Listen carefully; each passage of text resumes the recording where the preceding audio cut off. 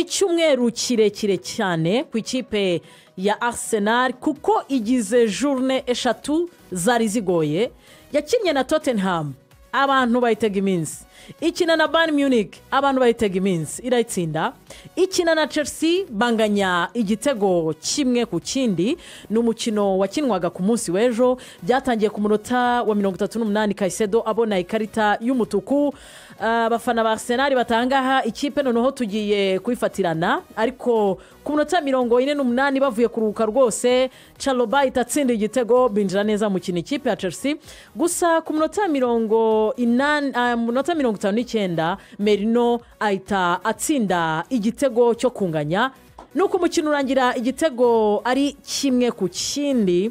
Abakunzi ba Arsenal rugaju bavuga bati twagize fixtures zikomeye zikurikirana, twari tunatezwe gutsindamo imikino ibiri twagira draw imwe. Ni ikimenyetso cyiza cy'uko ikipe iri gufightinga ndetse ishaka igikombe cya shampiyona n'ibisigaye. Ntabwo kunganyiriza na Chelsea Stamford Bridge ari ikintu gito, gifite ikintu kinini kivuze. Gusa ku ruhande rwa Arteta ntabwo yanyuzwe, kubera yuko yavuze yuko mu by'ukuri gutakaza iyi match ikipe yabonye ikarita itukura atari ikintu cyiza, ariko nawe akomoza ku kuba bari afite match nyinshi zikomeye. Muri rusange yahuye na Chelsea nziza. Chelsea akenshi iyo ukina nayo ugomba kwitondera ko ari ikipe ifite abakinnyi bakomeye, kuko iyi ni ikipe yatwaye igikombe cy'isi cy'amakrebe itsinze ibitego 3-0 ikipe champion w'Uburayi, ikipe ya Paris Saint-Germain. Surtout ifite imbaraga zayo muri mediane, ni naho Arsenal yari ibonye icyuho. Ifite Caicedo musore w'umuhanga, ikagira Reece James ndetse na Enzo Fernandez. Aba ni abakinnyi babasha gukora akazi kose ikipe yose ibikeneye muri mediane. Bazi kwaka umupira kandi bazi gukina umupira, ni ibintu bibiri. No kuvuga ngo Chelsea niba bigusabye yuko ukina nayo uyirusha uyataka, baraza gufasha defense bahangane barekipere bishoboka cyane, kandi imipira babasha kwaka babasha kwifidinga abasore babo ku mpande, kuko bose uko ari batatu ni beza cyane iyo bafite umupira ku kirenge. So Arsenal yarigize umugisha, Caicedo avamo, ikarita y'umutuku ibasigara 10, ariko ikosa ryo kutagira abadefenseri babo Saliba ndetse na Magalhaes icyarimwe. Saliba yagize akanoko mu myitozo, Magalhaes wasanzwe avunitse abantu barabizi, bituma bahindura bazana Hinkapie na Mosquera,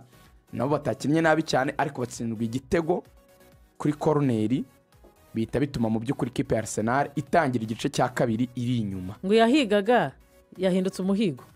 kuko nyine Arsenal yari imaze kumenyereza abantu ko ariyo ku set pieces. So ni gake ntekereza yuko iriya duo yaba basore babiri wenda tabakundiye neza kubasha kujera surtout buriya ba center back no bamarika abandi ba center back ku mipira mu kirere, cyangwa se wenda bakamarika bataka iyo ari bo bazi gutsinda. Habemo ako kantu nyine kutabikora neza, batsindwa igitego hakiri kare mu gice cya kabiri.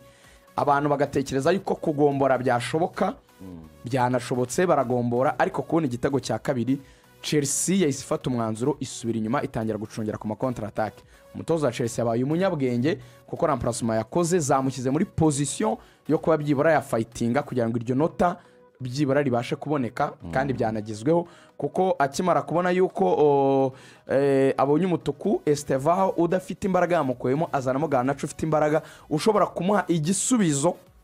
akenshi mu bijyanye no kudefanda agaruka inyuma gufasha defense ye. Hanyuma yongera gukora indi mpinduka yo kuvuga ati okay, reka nkuremo umusore witwa Pedro nzane Liam Delap muremure ushobora kumfasha kudefanda imipira mu kirere. Ni ikintu cy'ingenzi cyane, ariko by'umwihariko noneho ni n'umusore ufite n'ubushobozi bwo kuba yanamfasha ku bijyanye no kuba yakontrola izo second ball, imipira duteye mu kirere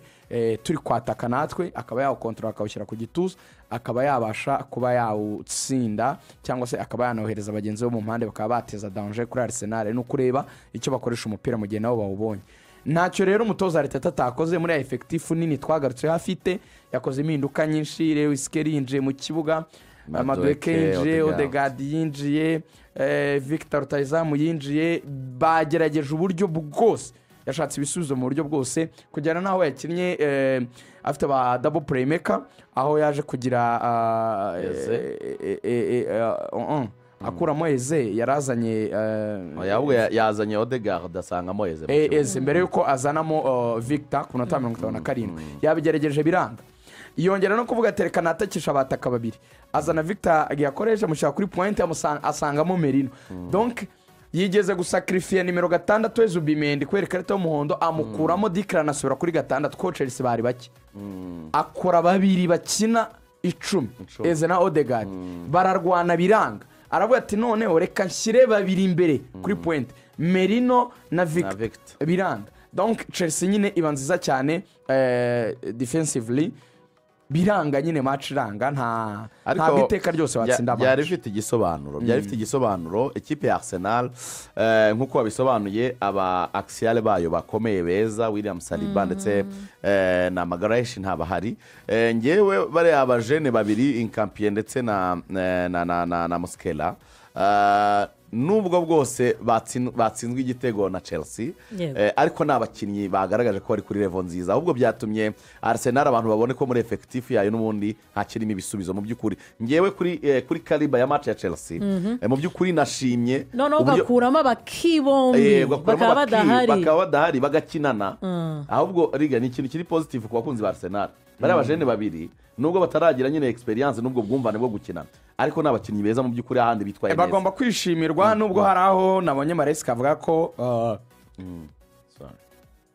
pardon Hincapié agomba kubona ikarita itukura nawe ngo yakoze ikosa yateye Chaloba yaro yashobora kubona ikarita itukura ariko nyine icyo navugaga rero igisobanuro cyo kunganya iyi match kuri Arsenal harimo nyine kubura abo bakinnyi bayo beza ariko noneho n'abakinnyi baje basimbura abangaba turimo turagenda tuvuga Rigani buri wese afite icyo yaburaga nuvuga ngo Lewis Kelly waje asimbura Calafiori muri match ya Bayern Munich urabizi habanje Lewis Kelly aza gusimburwa na Calafiori nuvuga ngo noneho yakoze l'inverse nuvuga ngo Lewis Kelly yongeye kugarura icyizere yaramaze igihe kinini yaramukize kuri bench amugira icyizere amugira umustat kuri Bayern ahura na challenge ikomeye cyane bigaragara nyine ko Arsenal ifite icyuho arongera asimburwa na Calafiori kuba perimeter byo nta kibazo cyari gihari ariko Odegaard nibwo akiva mu mvune sibyo n'umukinnyi usanze Berechi Eze amaze igihe kinini afasha Arsenal ahi ibisubizo byiza ameze neza cyane niyo mpamvu yanze kumukuramo aravuga ati reka nkurimo Zubimendi wabonye ikarita y'umuhondo ariko Odegaard nawe numva ntabwo araba 100% kubera ko nawe nibwo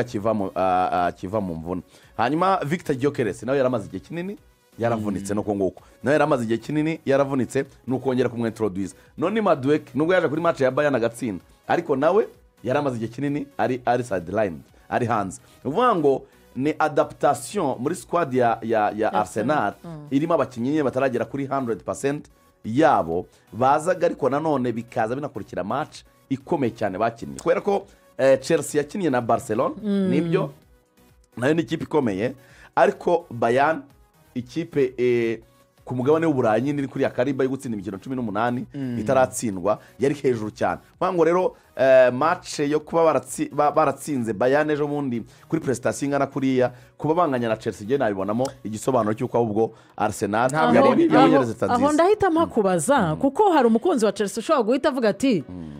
kuki ugenda ukavuga cyane ikipe ya Arsenal kubura abakinnyi kugira fixtures zitambutse zari zikomeye nibyo bakinaga na Bayern atariko ikipe yacu umunsi ifite amanota 28 iri ku mwanya wa gatatu ati aho ntushaka harushaka kwibaza ati aho ntiwagize Chelsea insina ngufi imbere y'ikipe ya Arsenal nayo kuko itari nziza ku buryo bigerana uvuga ngo nuko Arsenal harimo ibibazo Arsenal ya Chelsea yagize ibibazo byo kubona ikarita itukura hakiri kare vuga ngo babonye ikarita se yandi ahubwo Moise Caicedo ntabwo ari umukinnyi ubonetse c'est pas n'importe qui vuga ngo Moise Caicedo ni umumediateri uri kuri kariba ku mugabane w'Uburayi ntiwamuretinga muri batatu beza bakina hagati mu kibuga Caicedo arimo cyane muri batatu ba mbere ku mugabane w'Uburayi yose uzengurutse amakipe yose vuga ngo babonye ikarita y'umuntu ya key player kandi banayibona hakiri kare vuga ngo ikipe ya Chelsea abantu barimo barayibona ko ari ikipe bwa buryo bwayo bwo kugenda yiyubaka no kuzamura talent Joao Pedro baguze ni umukinnyi mwiza urimo urabaha ibisubizo Estevao ni umukinnyi mwiza urimo urabaha ibisubizo ni ikipe ifite squad y'abakinnyi bakiri bato ariko bari tarantiwe bafite talenti ntabwo twakwirengagiza rero ubushobozi bwa Chelsea ngira ngo Rigani yabivuzeho avuga ati Enzo Maresca yabaye umutoza mwiza uburyo bwo gusoma umukino urimo urakina na Arsenal ukabasha kwiyempoza ukabona igitego hakiri kare ukanaridinga umukino bakaza aribo baza kukwishyura vuga ngo Chelsea kubona ikarita y'umutuku ya Caicedo hakiri kare byaba kostinze iriya game iyagumamo ubu dushobora kuba twari kuba turimo turaganira ibindi hari n'abavuga yuko yagumamo ahubwo byari gufungura Chelsea kataka nayo noneho bagakina cyane hanyuma wenda ngo Arsenal ikayiprofita kajya you can gutsinda wabisobanura mu buryo both ways one way or another gusa icyo kwishimira kuri Chelsea nicyo umutoza yavuze ati ujyanyije uko twari tumeze mu mwaka washize nuko tumeze ubu harimo itandukaniro donc kipe yagiye izamura urwego twibukiranye ko Chelsea muri ibi byago byose iri kugira ntago ifite Cole Palmer nagaruka muri iki kibuga abantu bazabona Chelsea isa naho ari nshya kuko ni ikipe izaba ibonye boost ikomeye cyane y'umukinnyi ukomeye wo ku rwego rwo hejuru so ugerageje kureba rero mu buryo bundi wenda bw'ibigaragara nuko umutoza yavuze ati ngize amahirwe tukagera mu kwezi kwa gatatu cyangwa mu kwezi kwa kane turi ahangaha turi donc bari inyuma gato ikipe ya mbere donc bari mu bahabwa amahirwe ati ibyo byadufasha cyane kurushaho impamvu yabigarukaho ni iyihe nuko mu mupira uko biteye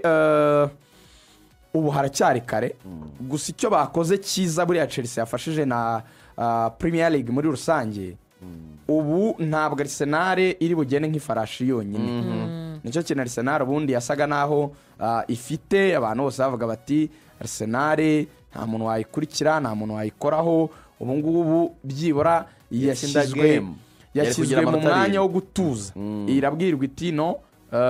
yoroshye nta hantu wajya wenyine tegereza abandi tujyanirane urebye rero byibura nk'aka kanya turi kuvuga Arsenal iri kurusha amanota rwose make cyane ikipe ya Chelsea Man City irarusha Man City 5 ikarusha Chelsea 6 byibura mfashe nk'aya abiri so far wenda yayikurikira ayo manota ni match ebyiri ni 2 games kandi uvuze match ebyiri iracyafite returu nize ebyiri nyine iracyafite returu na Man City iracyafite returu na Chelsea nazo zirayifite ariko byumva nkaho tuyiteze nazo zirayifite so iracyafite muri faza iracyafite ikipe nka Aston Villa ya kane yego Aston Villa na Arsenal ni imwe muri match abantu bagomba kwitondera kuko izaba ku itariki 12 ni muri weekend yes esheshatu z'ukwa 12 yes muri weekend barakinira Villa Park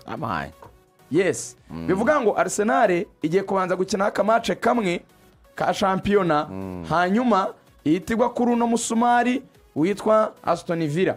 Arsenal koresha tirabanza ikine na Brentford ni kwa gatatu iyi Brentford barakinira mu rugo na Arsenal saa 3:30 z'ijoro bakeneye kuyirasa ni ngombwa ariko mwibuke ko Aston Villa ariyo yatesheje Arsenal igikombe mu myaka 2 ishize no apani sezo yayibandirije niyo kipe yatesheje Arsenal igikombe bisobanuye ngo iki bisobanuye ngo Arsenal igiye gukina na opponent uyigora cyane none uri no muri forum afite match 5 consecutive wins nta nubwo bayisaba buriya za Man City nta nubwo zisaba ibintu byinshi ya Aston Villa no draw we nushaka kwisita munganya ntiyara 5 manura habi asigare ma 3 bira Pepe yavuze rero ngo igikombe ntigitwarwa ariko arigene nabwiye na Arsenal nitsinda Chelsea nge nzamanika igikombe mvuge nti amahirwe nka 70% irakijyanye kubitashoye gutsinda Chelsea kandi Chelsea ifite red card ugiye kwizigama igikombe urireti hongeye hazamo akantu ko kuvuga ngo itonde yes impamvu bikomeye cyane ni imwe nuko mu mibare birashoboka gusa ntibiza gukoraho kino kintu kuri Arsenal kandi abafana ba Arsenal nabatisezeranyije ako kantu ko tuzajyana nako kugeza isezeranye ikintu cyambere ntibiza gukoraho Arsenal ko imaze gutsindwa match imwe gusa muri iyi season icyo mubanze mukishimire abafana ba Arsenal nimutaha muvuye mu kazi nimugora mwigurira agacupa muri abagabo icyo nimwe mwenyine mugifite icya kabiri nimaze gutsindwa ibitego bike ubu byabaye 7 mu gizindi zimaze gutsindwa byibura ifite bike na Aston Villa imaze gutsindwa indi 11 ihuriyeho na Crystal Palace mu gihe bimeze uko Arsenal niyo kipe ya kabiri imaze gutsinda ibitego byinshi nyuma Man City imaze gutsinda 27 Arsenal imaze gutsinda 25 so inzira zose aho ziganisha zirayiha icyizere so kandi yangagije na opponent ukomeye ku kibuga cye Yego. so baciringe benjoyinge moments ibintu biracyari mu nzira ishoboka ikipe ya Liverpool kera kabaye yagarutse ariko bisabye gutegereza igihe kinini kugira ngo Mohamed Salah umutoza Arne Slot afate umwanzuro wo kumushyira hanze kuko hari mu kwezi kwa kane mu mwaka wa 2024 ijoro rya kerero yabikoze bari basuye ikipe ya West Ham United ndetse kera kabaye Isaac afungura konte y'ibitego afungura konte y'ibitego mu ikipe ya Liverpool kuko bari kwa West Ham bateze ikipe ya West Ham kwizigira ibitego 2-0 nayo yari yabonye ikarita y'umutuku ariko yayibonye ku minota 84 ni ibitego bya Isaac ndetse na Gakpo amanota 3 araboneka gutakaza kera kabaye bishyirwaho akadomo ngira ngo ikintu gikomeye cyane wavugaga kuri iyi match ni uburyo mu kubanza abakinnyi mu kibuga uwo bita Mo Salah atigeze akigaragaramo ikipe ya Liverpool yari ifite Alexander Isaac yari hawe nyine n'ubundi kubanza mu kibuga kuko Igor Ekitike bushize yabaye nk'ugira kanoka ariko ntabwo byari biri grave kuko n'ubundi nawe yaje kujya mu mukino arakina gusa ikipe ya West Ham United bayibonyemo igitego Alexander Isaac nyuma yo guhusha uburyo bw'ibitego nka bibiri byari byabazwe nabwo umuzamu wa West Ham Alphonse Areola kitwara neza cyane Alexander Isaac yaje kubona igitego cyiza cyane nyuma y'uko wita Cody Gakpo yakuriye abadefenseri b'ikipe ya West Ham akamucomekera umupira ari muri box agakora tapin ikomeye cyane ariko ashyira far post umupira uvamo igitego pass nziza cyane ya Cody Gakpo ikipe ya Liverpool muri iyi match yari West Ham n'ubundi tuzi ko ari ikipe stragoringa nayo yagize ibibazo ihindura umutoza igerageza nyine kwiyadapta nayo yagize intangiriro mbi cyane